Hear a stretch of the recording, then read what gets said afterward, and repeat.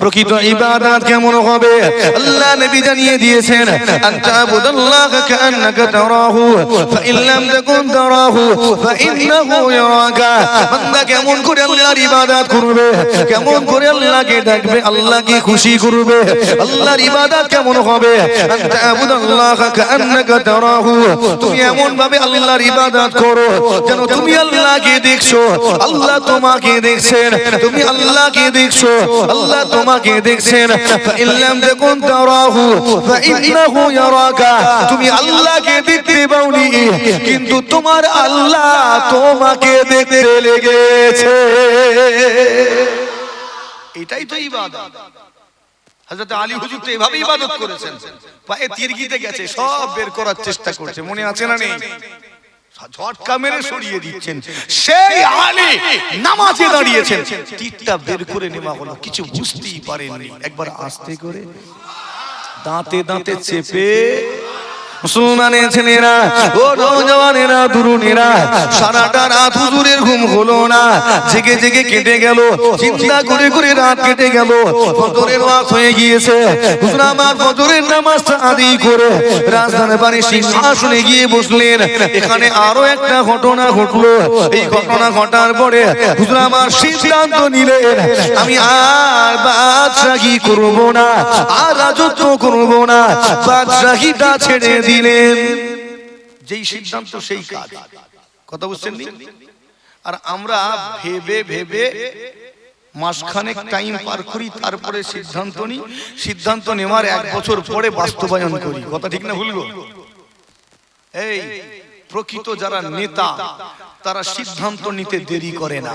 কথা ঠিক বলছি না ভুল গো?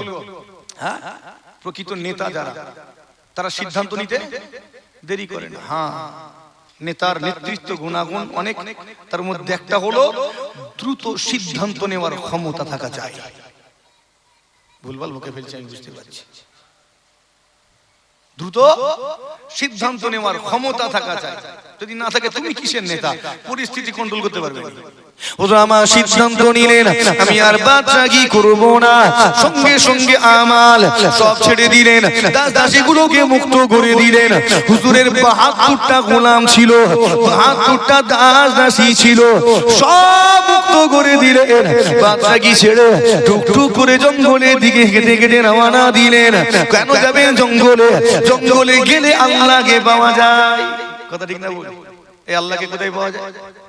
আস্তে করে বলে না কোথায়?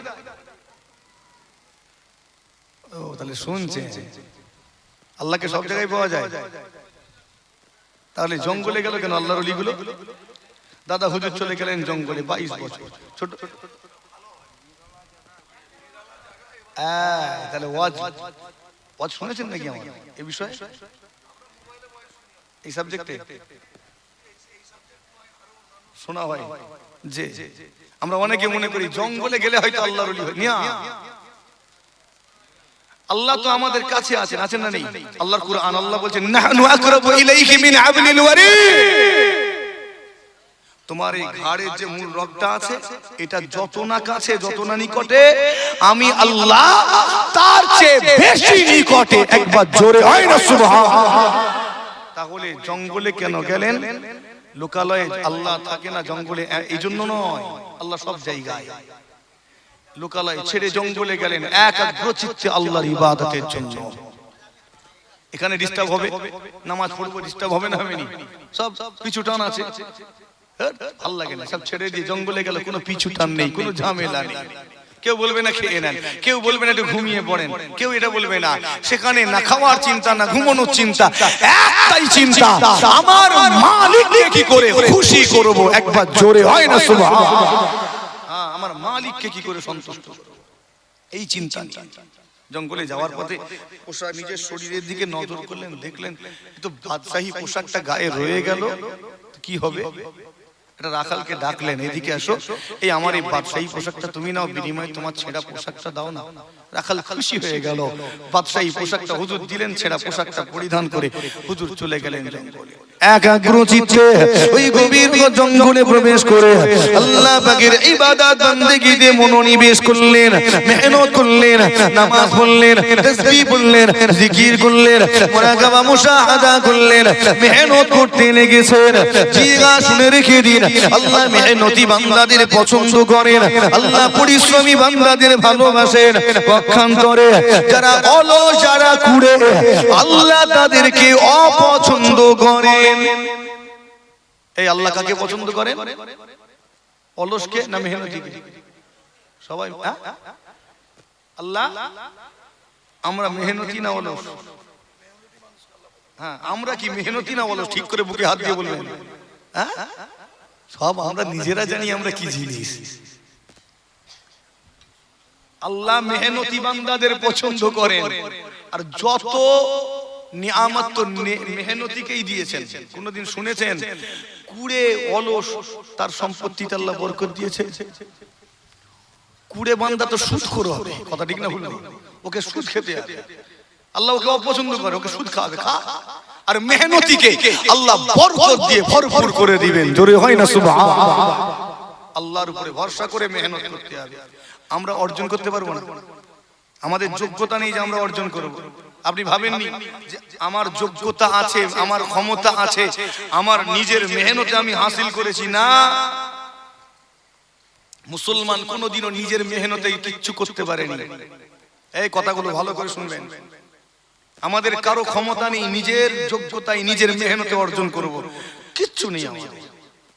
এমনকি যুদ্ধ পর্যন্ত আমরা নিজেদের কৌশলে জিতিনি, ওটা আল্লাহর সাহায্যে জিতেছি। একবার জোরে হয় না?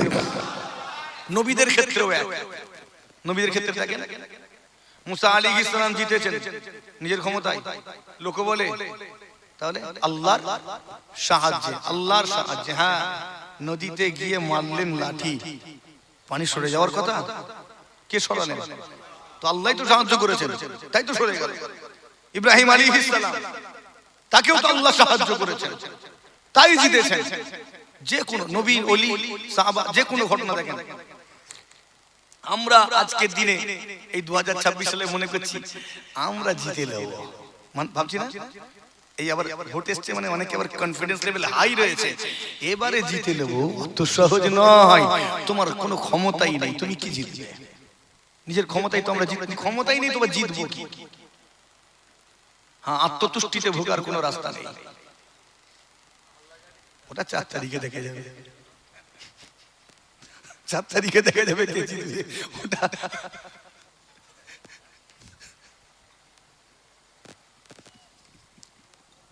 খেয়াল করেন। তো আমরা সত্যি জিততে পারবো না। বদরের ময়দানে আমার নবী পাক সাল্লাল্লাহু আলাইহি ওয়াসাল্লাম নেমেছিলেন 313 জনকে নিয়ে। কজনকে? আর ওরা কত ছিল? 1000। এই দলটা জিতার কোন অ্যাঙ্গেল থেকেই জিততে পারত? কোন অ্যাঙ্গেল থেকে? রমজান মাস, রোজাদার, দুর্বল, জিততে পারবে না। শারীরিক ভাবে এমনিতেই তো দুর্বল, কথা ঠিক না বলবো? আধ পেটা খাই, এক সপ্তাহ কাটিয়ে দেয় একবার খেয়ে। হ্যাঁ, জিতার ক্ষমতা নেই এদের, ঢাল নেই, তলোয়ার নেই, উট ঘোড়া নেই, এমনকি সামরিক ট্রেনিংটাও নেই। ট্রেনিং নিতে হয় না, হয়নি? যুদ্ধের ময়দানে নামতে গেলে সামরিক শিক্ষা দরকার, সেটাও নেই। কি করে জিতবে? কি করে জিতবে? তাও তো জিতেছে আল্লাহর সাহায্য। আমার নবী পাক সাল্লাল্লাহু আলাইহি ওয়াসাল্লাম এই 313 জনকে সাথে করে নিয়ে বদরের প্রান্তরে পৌঁছে গেলেন। পুরো ময়দান ভালো করে পরিদর্শন করলেন। এই মুসলমান শুনে রেখে দিন, ময়দান ভালো করে পর্যবেক্ষণ করে আমার নবী পাক সাল্লাল্লাহু আলাইহি ওয়াসাল্লাম বদরের প্রান্তরে ওই তাঁবুর ভিতরে প্রবেশ করলেন। ওই তাঁবুর ভিতরে প্রবেশ করে দীর্ঘ সময় নামাজ পড়লেন, লং টাইম ধরে নামাজ পড়লেন। হ্যাঁ, আল্লাহর সাহায্য পেতে গেলে শর্ত হলো তোমাকে রাত জেগে দীর্ঘ সময় ধরে নামাজ আদায় করতে হবে। ও মুসলমান, আল্লাহ সাহায্য পেতে গেলে লং টাইম ধরে তোমাকে নামাজ পড়তে হবে। ওই নামাজে আল্লাহ খুশি হয়ে সাহায্য পাঠাবেন। সংক্ষেপ করি, আমার নবী পাক সাল্লাল্লাহু আলাইহি ওয়াসাল্লাম সিজদা এত লম্বা করলেন, নামাজ এত দীর্ঘ করলেন, আবু বকর হুজুর পর্যন্ত অধৈর্য হয়ে গিয়েছিলেন। ইয়া রাসূলুল্লাহ, আপনি তো আল্লাহর নবী, আপনি কেন এত অনুনয় বিনয় করবেন? আপনি তো একজন নবী, আপনি কেন এত কাঁদাকাটা করবেন? আমার নবী পাক সাল্লাল্লাহু আলাইহি ওয়াসাল্লাম আল্লাহ পাকের দরবারে দুআ তুলে রোনাজারি করলেন।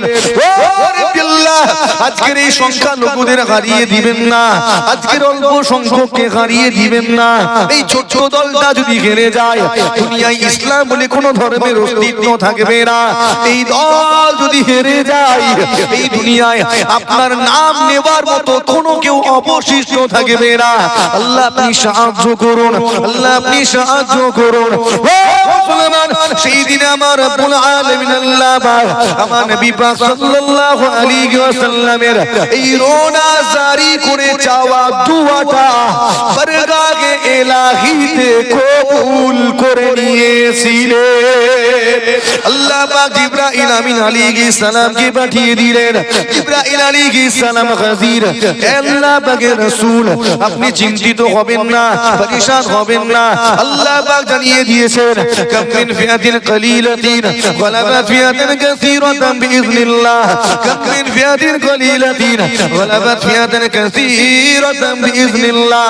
আজকে দিনে আমি আল্লাহ পাক অল্প সংখ্যককে, সংখ্যালঘুগুলোকে সংখ্যাগুরুদের উপরে অধিক সংখ্যকের উপরে জয় যুক্ত করে দেব।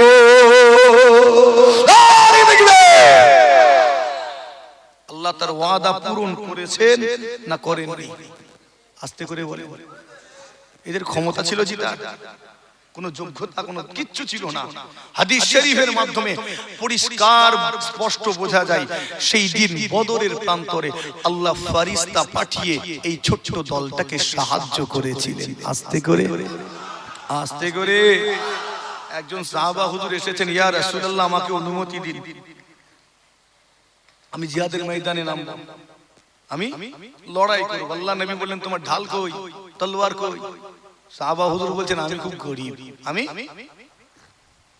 খুব গরীব, আমার ঢাল তলোয়ার কেনার সামর্থ্য নাই, আমি কি করে কিনব? আরেকটা কথা বলি, এই যে 313 জন, সবার হাতে ঢাল তলোয়ার ছিল না, মাত্র কয়েকজনের হাতে ছিল।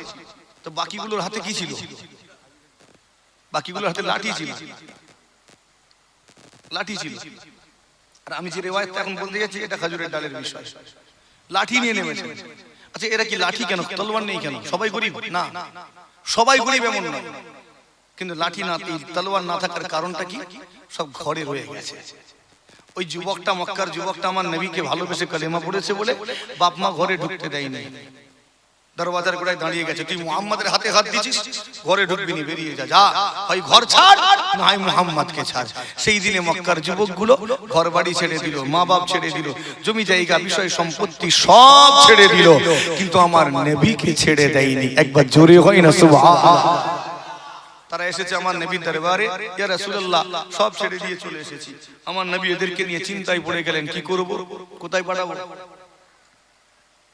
কি করলেন? নিজের বাড়ির পাশে একটা ছোট্ট জায়গা, 4টে খুঁটি তুলে দিয়ে খেজুরের ডাল দিয়ে ছেড়ে দিলেন, তোমরা এখানে থাকো, সাহাবা হুজুরা থাকবে। জায়গাটার নাম হয়ে গেল আসহাবে সুফা। একবার আস্তে করে হয় না সুবহানাল্লাহ। এরা খাবে কি?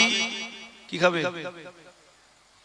আমার নবীকে কোনো সাহাবা কিছু হাদিয়া দিলে আমার নবী এদেরকে দিয়ে দিতেন, নাও তোমরা খাও, তোমরা খাও।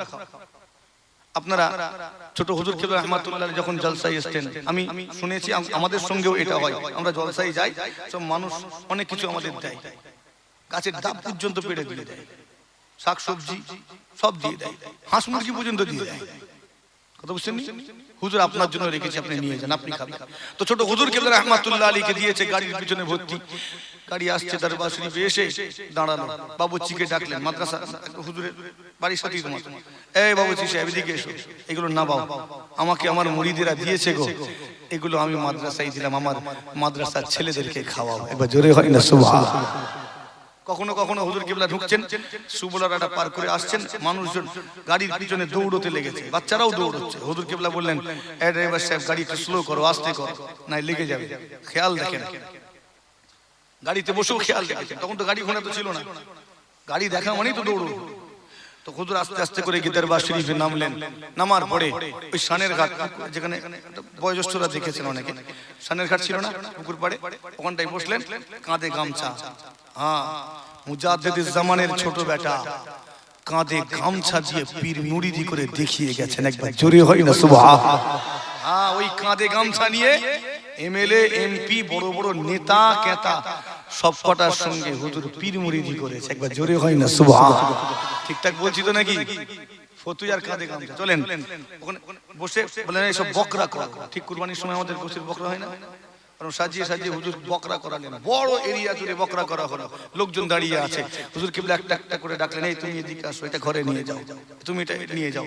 এই করে করে গ্রামের গরিব যারা, একটা ছেলে এসে এটা নিয়ে যাও, তোমার আব্বাকে দেবে, বলবে ছোট হুজুর কিবলা দিয়েছেন। আস্তে করে হয় না সুবহানাল্লাহ। এইভাবে তারা প্রতিবেশীদের হকগুলোকে আদায় করেছেন। এগুলো বলতে গেলে অনেকটা বেড়ে যাবে। হুজুর কিবলার ম্যানেজার ছিল মঈনুদ্দিন, বেলপাড়াই বাড়ি। মঈনুদ্দিন ম্যানেজার, তিনি ইন্তেকাল হয়েছেন বেশ কিছু বছর। ওই মঈনুদ্দিন ম্যানেজার হুজুর কিবলা তাকে জিজ্ঞেস করতেন, তাকে নিয়ে রেডি করতেন। গরিব কারা, রাত্রিবেলা তাদের বাড়ি বাড়ি গিয়ে খাবার দিয়ে আসতেন। মুদিখানায় বলে দিতেন, সব মাল রেডি করে দরবারে পৌঁছে দেওয়া হতো। রাত গভীর হয়ে গেছে, হুজুর কিবলা পুরো খাদেমদেরকে সাথে করে নিয়ে বেরিয়ে পড়েছেন রাতের অন্ধকারে, কোনো আওয়াজ না হয়, আস্তে আস্তে করে গিয়ে ওই মানুষটার বাড়ির দরওয়াজার সামনে সব রেখে দিয়েছেন। একটু পরেই ফজর হয়েছে, দরওয়াজা খুলে দেখে সামনে খাবার, ময়দা, আটা, সব যেগুলো সেই সময়কার। তারা জানতো এটা অন্য কারো কাজ নয়, এটা আমাদের ছোট হুজুর কিবলার কাজ। একবার জোরে হয় না সুবহানাল্লাহ। বলতে বলতে এগুলো চলে এলো। এগুলো হচ্ছে আমাদের শিক্ষণীয় আছে এখান থেকে, আমাদের এই আদর্শ গ্রহণ করার দরকার। কথা ঠিক না বল? দরকার নেই মনে হয়। আজকের খাবার পচিয়ে পচিয়ে ফেলে দিই, তবু পাশের গরিব মানুষটাকে আমরা দেই না। ঠিক বলছি না? হ্যাঁ হ্যাঁ, ফ্রিজ যে থেকে উঠেছে সে থেকে তো আমরা আরো বড় দাতা হয়ে গেছি। ফ্রিজ উঠার পরে আমরা আরো বড় দাতা হয়নি? রেখে খাওয়া যাবে, আর গরিবের হক আমরা শেষ করে দিছি। আগে বেঁচে গেলে গরিবকে দিয়ে দিতাম, এখন ওটা একটু ফ্রিজে ঢুকিয়ে দাও, পরে কখনো মুড হলে বের করে খাবো। হ্যাঁ চলেন, ওটা আলাদা বিষয়, যেটা বলছিলাম। তো এই সাহাবাদের ঢাল আসবে কোথা থেকে? তাহলে সব রয়ে গেছে ঘরে, তারা ময়দানে নেমেছে। আল্লাহ তাদেরকে সাহায্য করার জন্য ফেরেশতা পাঠালেন। আচ্ছা, আপনাকে জিজ্ঞাসা করি, বলুন তো দেখি, যে আল্লাহ পাক বদরের ময়দানে এই সংখ্যালঘুদের সাহায্য করার জন্য আল্লাহ ফেরেশতা পাঠিয়ে দিতে পারেন, সেই আল্লাহ 2026 সালে এই বাংলার সংখ্যালঘুদের সাহায্য করতে পারেন কিনা? পারেননি? পারেন। আজকের দিনেও সে আল্লাহ আছেন, তো তাহলে সাহায্য করতে পারেন। কিন্তু আসছে না কেন সাহায্য?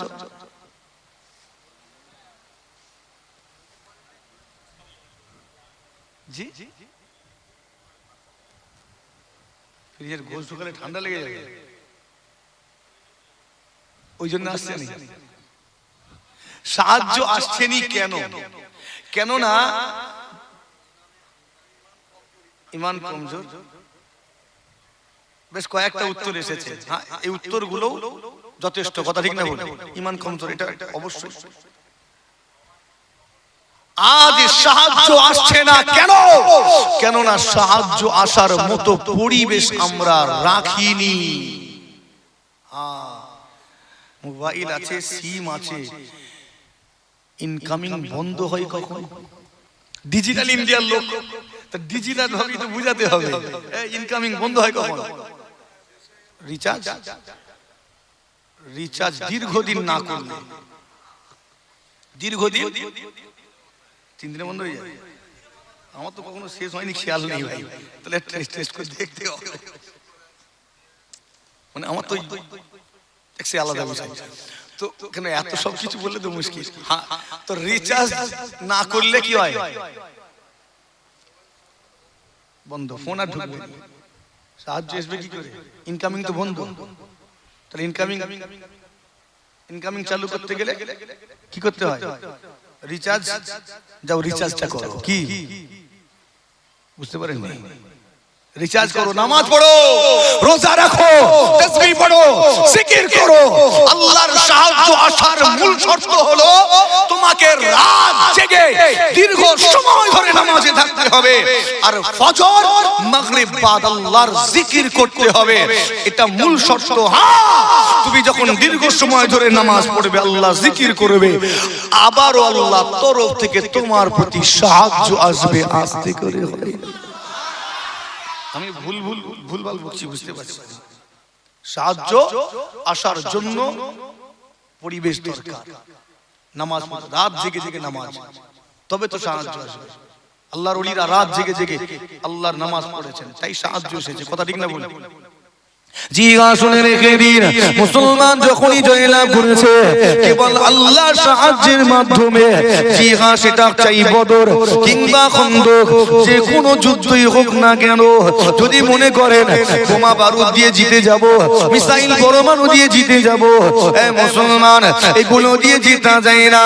যদি মনে করেন আমার ভোটার বেশি, আমি জয়লাভ করব, এটা দিয়ে জয়লাভ করা যায় না। যদি জনবল দিয়ে, পাওয়ার দিয়ে, ক্ষমতা দিয়ে, বোমা বারুদ কামান মিসাইল দিয়ে জয়লাভ করা যেত, তাহলে এতদিনে আমেরিকা জিতে যেত। ওর কম নাকি?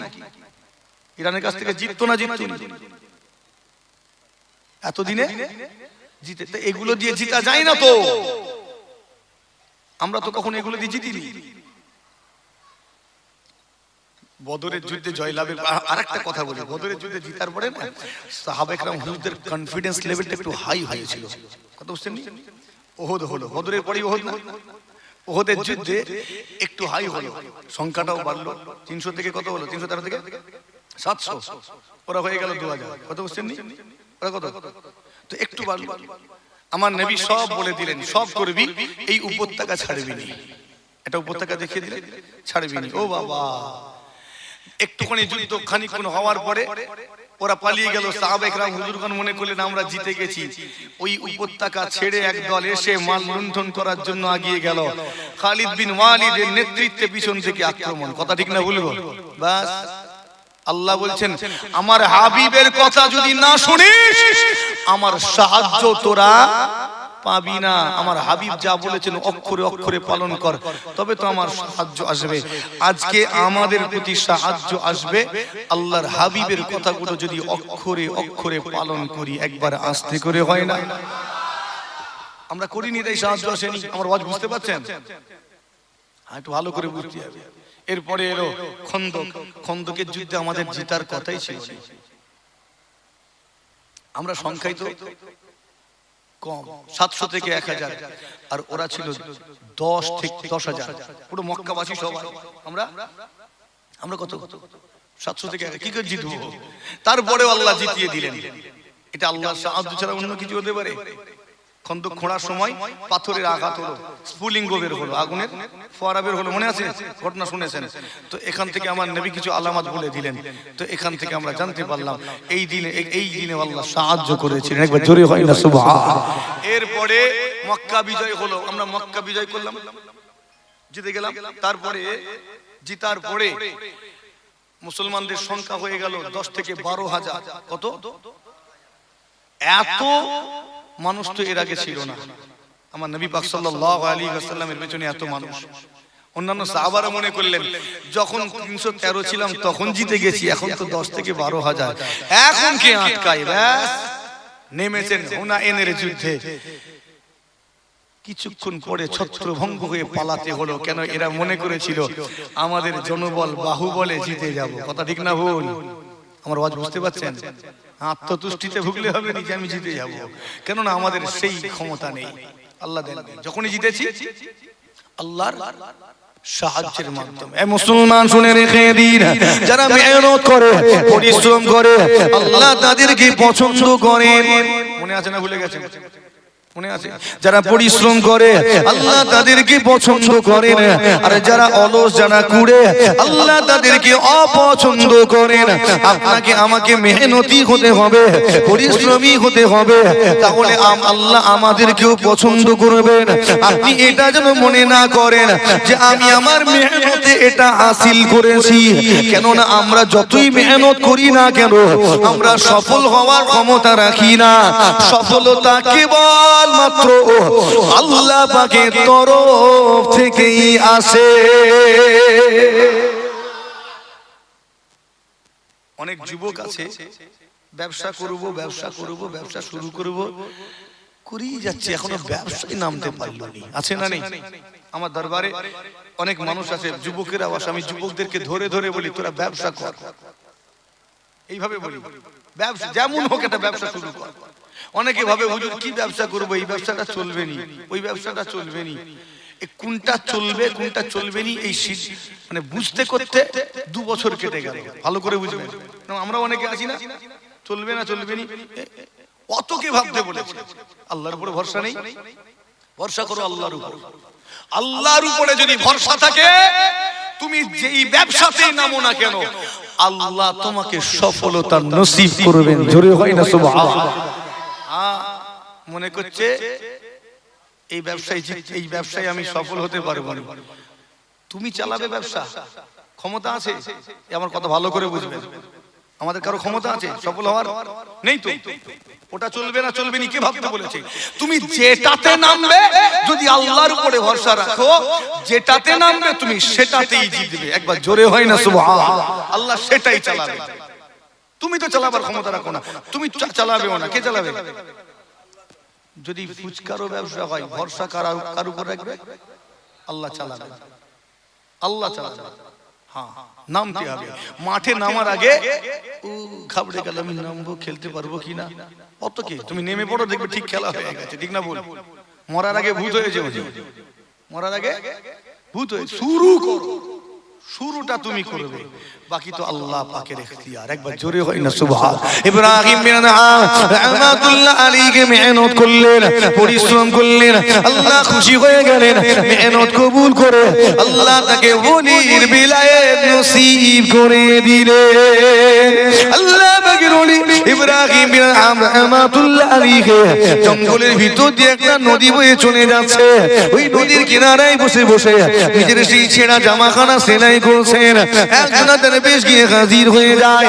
আল্লাহর ওলিরা যেখানে থাকে সেখানে ঠিক মানুষ পৌঁছে যায়, সেখান থেকে একটা সুগন্ধি বের হয়, একটা খুশবু বের হয়। আল্লাহর ওলিরা যেখানে থাকে মানুষজন সেখানে ঠিক পৌঁছে যায়। ফুরফুরা জমিন আল্লাহর ওলি ছিলেন, মানুষ সেখানে পৌঁছে গিয়েছে। মক্কা শরীফ আল্লাহর ওলি আছেন, মানুষ সেখানে পৌঁছে যায়। জিগা বসিরা দরবার শরীফ আল্লাহর ওলি শুয়ে আছেন, মানুষজন পৌঁছে যায়। বাকুল শরীফ আল্লাহর ওলি শুয়ে আছেন, মানুষজন তো সেখানে ঠিকই পৌঁছে যায়। আমার ইব্রাহিমের কাছে একটা দরবেশ গিয়ে হাজির। ও বখরে বাদশা ইব্রাহিম, আল্লাহ তো তোমাকে বাদশাহী দিয়েছিলেন, রাজত্ব দিয়েছিলেন, তুমি সব ছেড়ে দিলে, সমস্ত ফ্যাসিলিটি থেকে বঞ্চিত হলে, সব ছেড়ে দিয়ে এই জঙ্গলে এসে তুমি কি পেলে বলো? সব তো ছেড়ে দিয়েছো, কত সুন্দর শান শওকত ছিল তোমার, তোমার হুকুম শুনতো সব, ও আরামের বিছানা, সব এখানে চলে এসেছো জঙ্গলে, কি পেয়েছো, কি হাসিল করেছো? হুজুর বলছেন আমি কি পেয়েছি দেখতে চাও? ও বলে হ্যাঁ আমি দেখতে চাই। যে সুচটা নিয়ে ছেঁড়া জামাটা সেলাই করছিলেন, সুজা নদীতে ফেলে দিলেন। কোন ছেঁড়া জামাটা বলেন তো? হ্যাঁ, এই ওয়াজগুলো শোনা আছে, শোনা আছে না নেই? এই যে আলোচনা করছি শোনা নেই? নদীতে ফেলে দিলেন, তোলো। ও বলছে হুজুর আনা যাবে না, সম্ভবই নয়, সম্ভব নয়। হুজুর আমার ওই সময় কি করেছিলেন? ওই নদীর দিকে মুখ করলেন, নদীর দিকে মুখ করে নদীর মাছগুলোর উদ্দেশ্যে হুকুম দিলেন, এই নদীর মাছেরা, এই নদীর মাছেরা, আমি ইব্রাহিম যে সুইটা ফেলেছি আমার ওই সুচটাকে তুলে এনে দাও। বলার সাথে সাথে নদীর সমস্ত মাছেরা মুখে করে একটি করে রূপার সুচ নিয়ে ওই নদী ধারে এসে খাপি খেতে লাগে। কেউ বলেছেন সোনার সুচ, কেউ বলেছেন রূপার। হুজুর তো কোনো সোনা বা রূপার সুচ ফেলেননি, এমনি সাধারণ ব্যবহৃত একটা সুচ ফেলেছেন। হুজুর বলছেন এই আমি সোনা বা রূপার সুচ তো ফেলি না, একটা সাধারণ ব্যবহৃত সুচ ফেলেছি, ওই সুচটাকে তুলে এনে দাও। বলার সাথে সাথে ওই নদীর সমস্ত মাছগুলো ডুবে গিয়েছিল, সমস্ত মাছগুলো ডুবে গিয়েছিল। তাদের মধ্য থেকে একটি মাত্র মাছ আমার হুজুরের ব্যবহৃত সাধারণ সুচটা মুখে করে নিয়ে ওই নদী ধারে এসে পুনরায় খাবি খেতে লাগে। আল্লাহর ওলি ইব্রাহিম বিন আহমাতুল্লাহ আলাইহি আস্তে আস্তে করে গিয়ে সুচটা হাতে নিয়ে ওই দরবেশকে দেখিয়ে জিজ্ঞাসা করলেন, ও দরবেশ তুমি কি দেখতে পাচ্ছ? আমি সেই রাজত্ব ছেড়ে এই জঙ্গলে এসে কি পেয়েছি? সুচটা পেয়েছি, কিন্তু এটা কেন পেয়েছি? আল্লাহর রেজামন্দি হাসিলের জন্য, আল্লাহ খুশি হয়েছেন বলে। জি হ্যাঁ, শুনে রেখে দিন, হুজুর আমার বলতে লেগেছেন, ও বাবা দরবেশ শোনো, আল্লাহ সেই দিনে আমাকে বলকের বাদশাহী দিয়েছিলেন। মুসলিমেও কিছু মানুষের উপরে আমার রাজত্ব ছিল, আমার বাদশাহী ছিল। আমি ইব্রাহিম সেই বাদশাহী ছেড়ে দিয়েছি, রাজত্ব ছেড়ে এই জঙ্গলে এসে আমার মালিককে খুশি করেছি, আমার খালিককে সন্তুষ্ট করেছি, যার কারণে আমার মালিক আজকে দিনে পুরো কায়নাতের উপরে আমার রাজত্ব দান করে দিয়েছে। মানলাকুল মাওলা ফালাহুল কুল, মানলাকুল মাওলা ফালাহুল কুল। যে মাওলার হয়ে যায়, যে মাওলার হয়ে যায়, কুল কায়নাত তার হয়ে যায়। বান্দারে কুন আল্লাহ তারাল্লাহু মাআকা, ও বান্দা তুমি আল্লাহর হয়ে যাও, বান্দা তুমি আল্লাহর হয়ে যাও, বান্দা তুমি আল্লাহর হয়ে যাও। তারা তুমি দেখতে পাবে, তুমি দেখতে পাবে আল্লাহু মাআকা, তোমার আল্লাহ বা তোমারই সঙ্গে রয়েছে।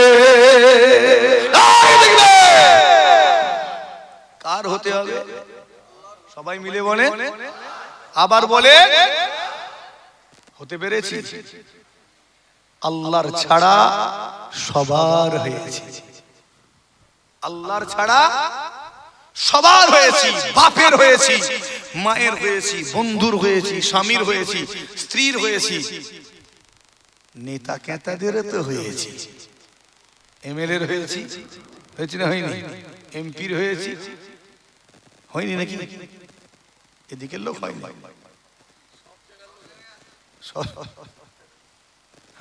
সবার হয়েছি, কিন্তু আল্লাহরই হয়নি।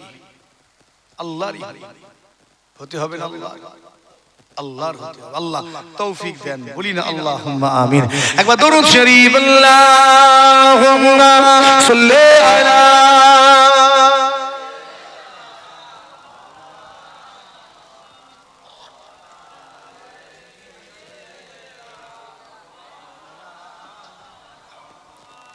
এসো এক জামাতে ঈদগাহেতে নামাজি পড়ি ভাই, এসো এক জামাতে ঈদগাহেতে নামাজি পড়ি ভাই, যেন সব মিলে পরকালে নাজাত পেয়ে যাই।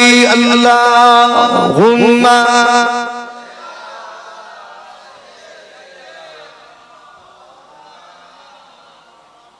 ওয়া আলা আলি সাইয়্যিদিনা। এসো এক জামাতে ঈদগাহেতে নামাজি পড়ি ভাই, এসো এক জামাতে ঈদগাহেতে নামাজি পড়ি ভাই, যেন সব মিলে পরকালে নাজাত পেয়ে যায়। যুগে যুগে খোদার পথে জীবন দিলেন যারা, যুগে যুগে খোদার পথে জীবন দিলেন যারা, শাহাদাত প্রেমের সুধা পিয়ে ধন্য হলেন তাহারা। এসো এক জামাতে ঈদগাহেতে নামাজি পড়ি ভাই। এসো এক জামাতে ঈদগাহেতে নামাজি পড়ি ভাই। যেন সবে মিলে পরকালে নাজাত পেয়ে যাই। আল্লাহুম্মা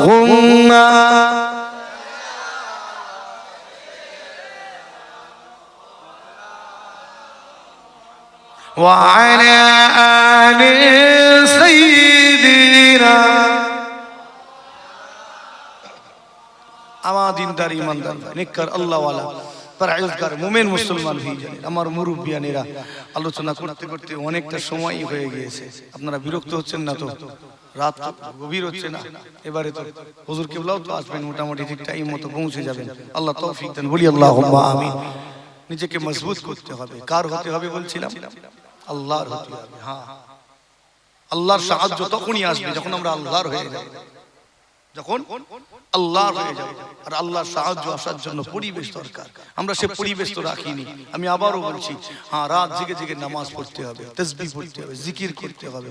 যদি এগুলো করতে পারি, ফরজ ওয়াজিব এগুলো তো আদায় করতেই হবে, 5 ওয়াক্ত নামাজ এ তো পড়তেই হবে। এগুলো ছাড়াও রাত জাগতে হবে। কার জন্য?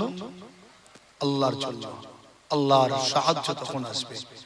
আল্লাহ কসম করেছেন ওয়াল লাইল, রাতের শপথ করেছেন, কেননা রাতের গুরুত্ব বেশি। কথা ঠিক না বল? নাই না? রাত্রি বেলায় তো আল্লাহর আবেদগণ মেহনত করে পরিশ্রম করে আল্লাহকে খুশি করতে পারে। একবার জোরে হয় না সুবহানাল্লাহ।